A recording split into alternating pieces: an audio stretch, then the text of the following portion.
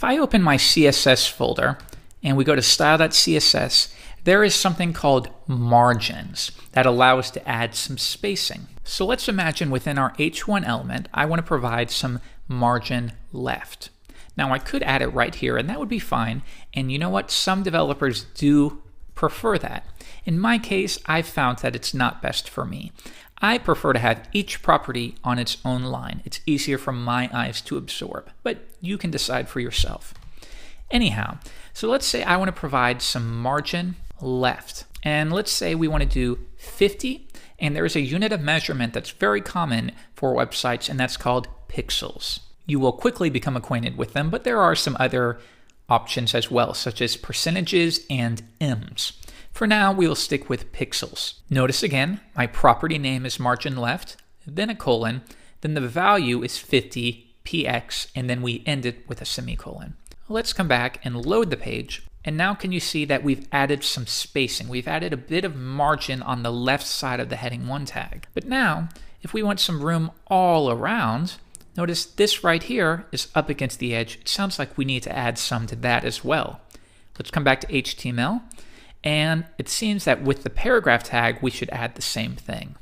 So now I'm going to reference all paragraph elements, and then I'm going to type the exact same thing.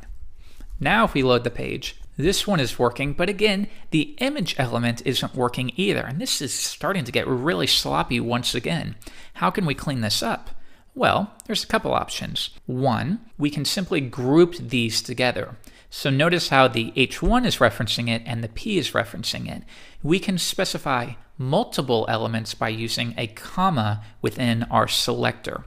So I'm going to remove this, and now I will say get all heading 1 elements and, using a comma, get all P elements and apply margin left.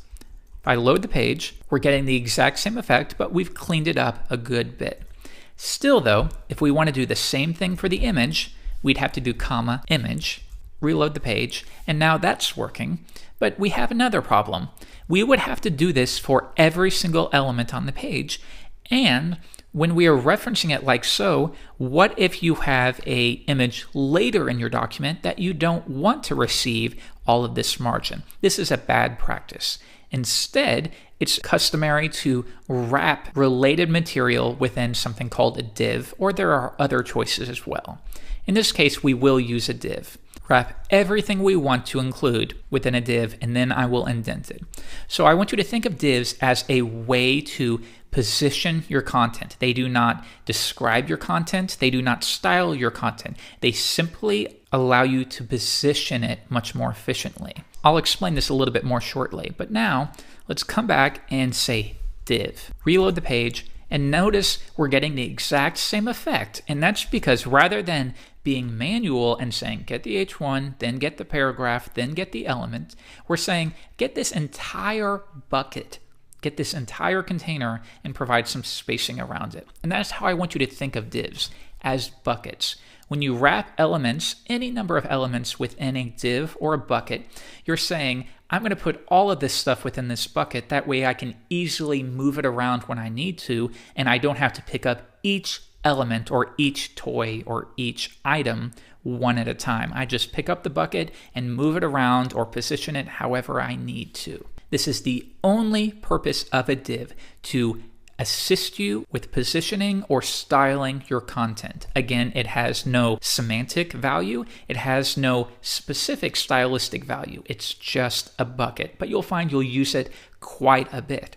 For example, if we go back to NetTuts, you'll notice that the entire, if I zoom out, our entire website seems to be positioned in the very middle. And that is because this entire main section is wrapped within a div. And then we can say get that parent div and make sure that the spacing on the left and the spacing on the right is the exact same value. Let's see how we could do that on our project. We have a wrapping div, and now again, I'm going to be very generalized. Remember, when I say this, I'm not saying get just this first div. You are saying select every single div on the page. You'll get to the point where you need to be more specific, but for now, we don't need to. Now, if I set margin to auto, we're telling the browser to automatically determine what the margins should be. Next, I'm going to specify a width for our div. So I'm going to say a width of 500 pixels. Now, let's see what that does. If I load the page, notice it moved it to the middle. So this might be a little more understandable if we first add a background color of red. Now, you can see that we've created a bucket or a container that's 500 pixels high.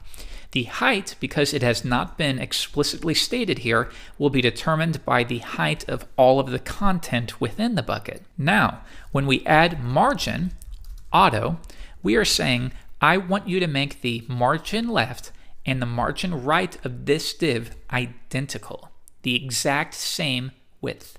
And the only way that's possible is if this is perfectly centered on the page.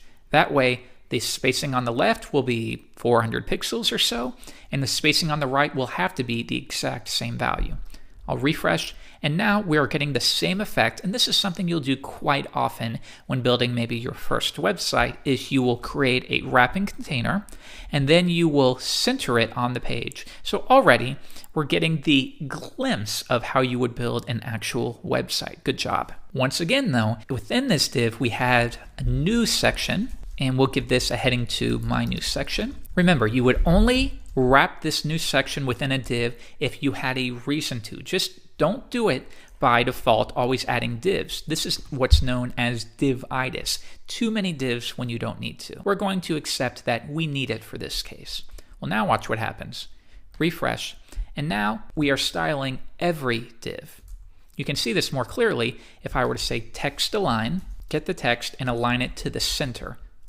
Refresh, notice it's being applied to this as well. So if you want to only reference a parent div, we need a way to identify it, and you'll learn that in the next episode.